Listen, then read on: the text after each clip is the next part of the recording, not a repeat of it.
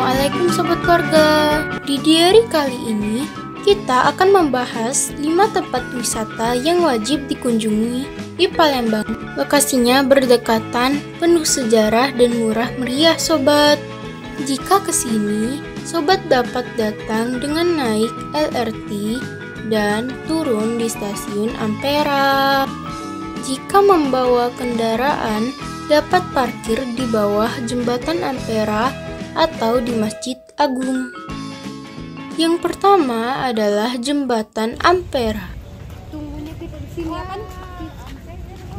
Sebelumnya jangan lupa untuk like dan subscribe. Terima kasih. Kita harus cari tangganya dulu.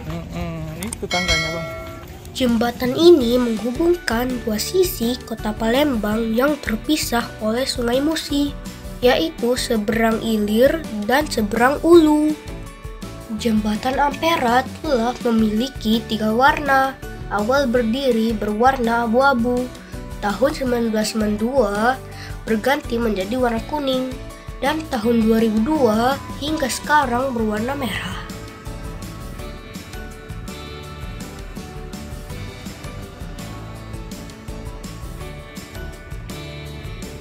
Dingin ya.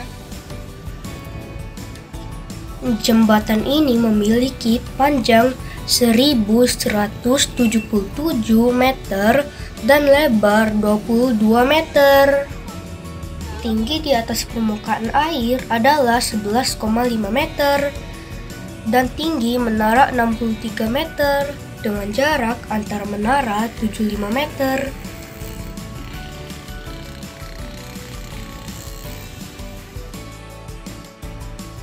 Pada awalnya, bagian tengah antar menara dapat diangkat agar kapal-kapal dengan tiang yang tinggi dapat lewat di bawah Ampera. Waktu untuk mengangkat penuh jembatan selama 30 menit.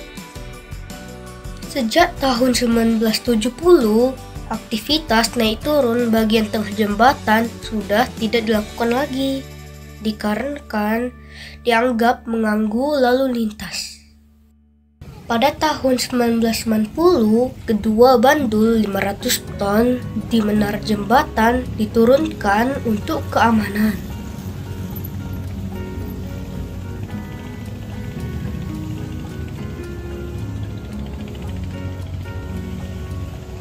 Kedua, Benteng Kuto Besak.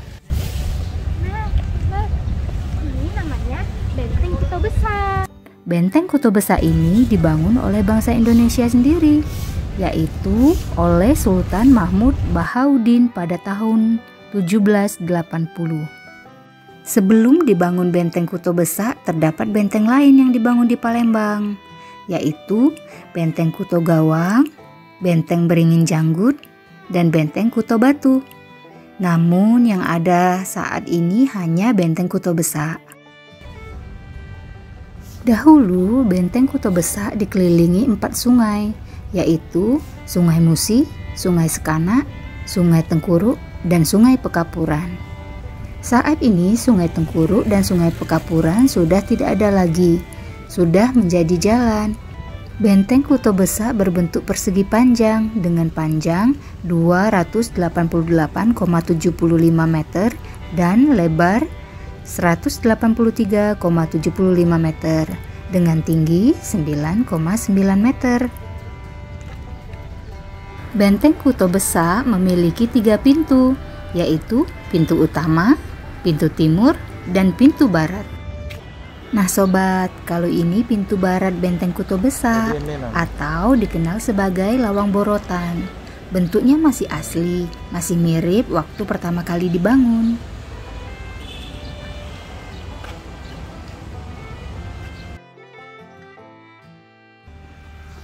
Benteng Kuto Besak dilengkapi dengan bastion di keempat sudutnya. Nah, ini namanya bastion. Yang ujung ini loh. Itu ya, Bu? Ya, Itu apa bastion itu? ini dulu naruh meriam-meriam. Nah, kalau ini adalah bastion yang berbentuk segi 5 sobat. Sedangkan 3 lainnya berbentuk trapesium. Bastion segi 5 ini terletak di sudut benteng sebelah barat. Itu lubang apa tadi? Mana? Itu. Ini. Ini untuk itu yuk, mengeluarkan senjatanya. Jadi nanti senapan-senapangnya keluar dari sana.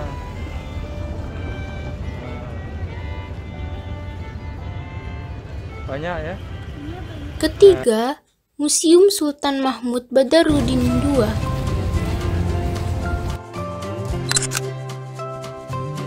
Museum Sultan Mahmud Badarudin II buka setiap hari kecuali hari Senin.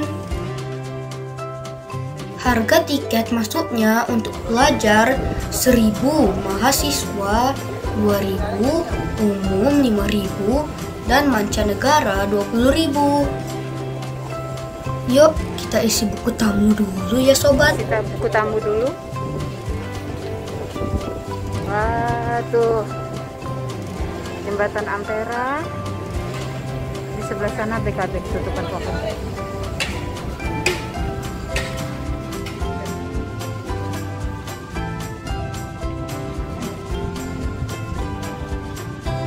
Keren ya, pembayarannya sudah pakai QRIS dan bisa dibayar dengan aplikasi.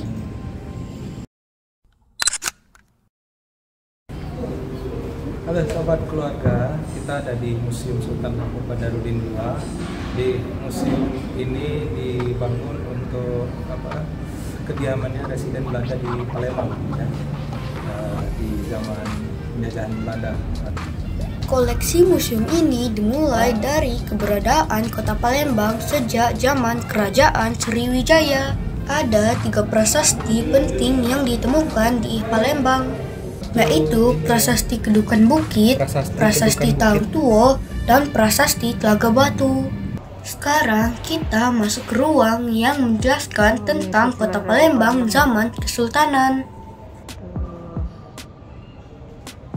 Ini nih Palembang dulu ya, Bi.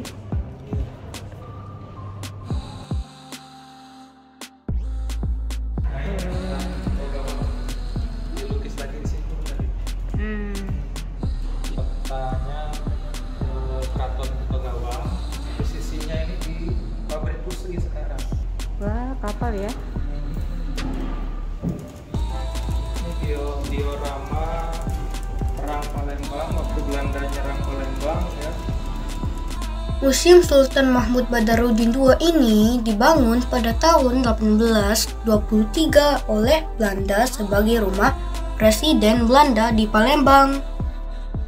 Sebelumnya, lokasi ini merupakan Istana Kesultanan Palembang Darussalam, merupakan kediaman Sultan Mahmud Badarudin I atau disebut juga sebagai Keraton Kuto Lamo. Pada 1819, Belanda berhasil menduduki Palembang dan melakukan penghancuran Istana Kesultanan. Pada saat kedudukan Jepang di tahun 1942, bangunan ini menjadi basis militer Jepang. Setelah kemerdekaan, gedung ini berfungsi sebagai markas TNI Kodam II Sriwijaya. Di tahun 1984, pemerintah kota Palembang menjadikan gedung ini sebagai Museum Sultan Mahmud Badarudin II. Keempat, Monumen Perjuangan Rakyat. Hari ini kita ada di Montpera, Palembang, atau Monumen Perjuangan Rakyat. Letaknya sangat strategis sobat, di Jalan Merdeka nomor 1 Palembang, di antara Masjid Agung dan Museum SMB 2. Bangunan Montpera dimulai tahun 1980 dan diresmikan Februari 1988. Montpera adalah museum yang dibangun untuk memperingati perlawanan rakyat Palembang melawan agresi militer Belanda II.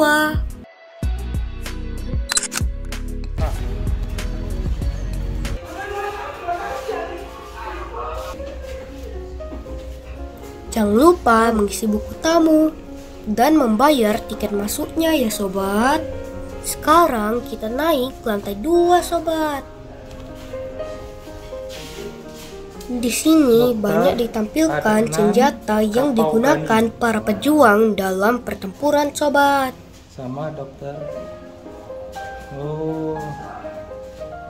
Dr. Adnan Kapaugani merupakan utusan pemerintah pusat untuk melakukan perundingan dengan pihak Belanda. Jenis-jenis senjatanya ya. Terus ada perangko-perangko. Iya, itu mata uang itu ya, Bang ya? Yang di belakang itu uang ya. Ini senjata Bambang Utoyo. Nah, ada jalan Bambang Utoyo ya. Lukisannya itu. Ada naik juga Bang ya? Oh iya. Mi, dan itu tinggi sekali. 1, 2, 3, 4, 5, 6, 7. Oke, kita naik.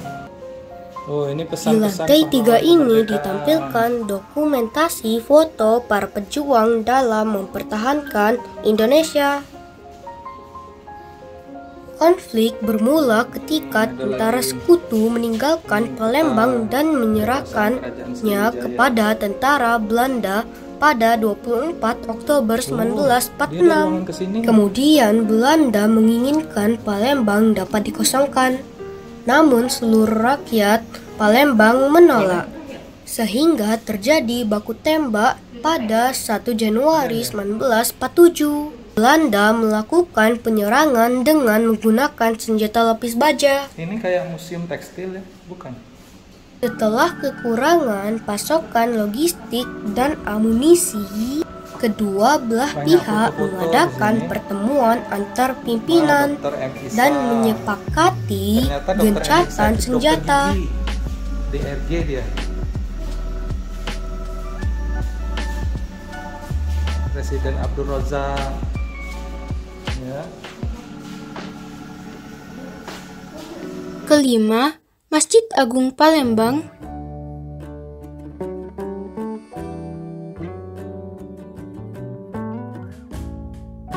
Masjid Agung mulai dibangun pada tahun 1738 oleh Sultan Mahmud Badarudin I Jayo Wikramo dan diresmikan pada tahun 1748.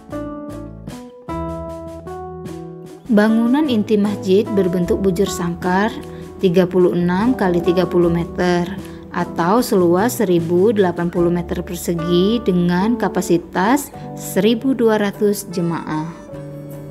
Mempunyai bentuk atap bertingkat 3 dengan atap 5 sebagai puncaknya atau mustaka.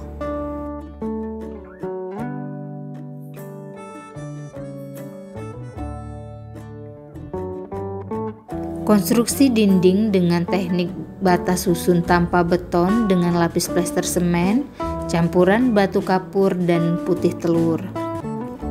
Atap masjid ditopang oleh 4 tiang utama atau disebut dengan soko guru dan 12 tiang penunjang yang semuanya berbentuk segi 8. Perpaduan 3 unsur kebudayaan di Masjid Agung yaitu atap yang bersusun 3 merupakan unsur Nusantara, adanya simbur atau tanduk pada atap merupakan pengaruh Cina, dan pilar serta pintu yang ukuran besar merupakan pengaruh dari Eropa.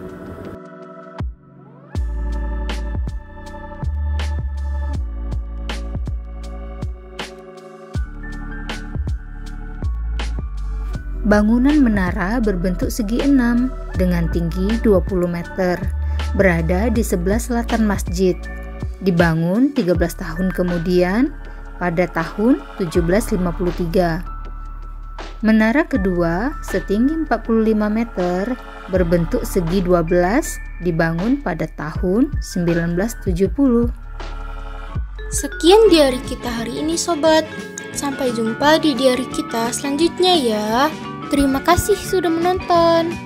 Semoga bermanfaat. Jangan lupa subscribe, like, komen, dan share ya. Dah, wassalamualaikum warahmatullahi wabarakatuh.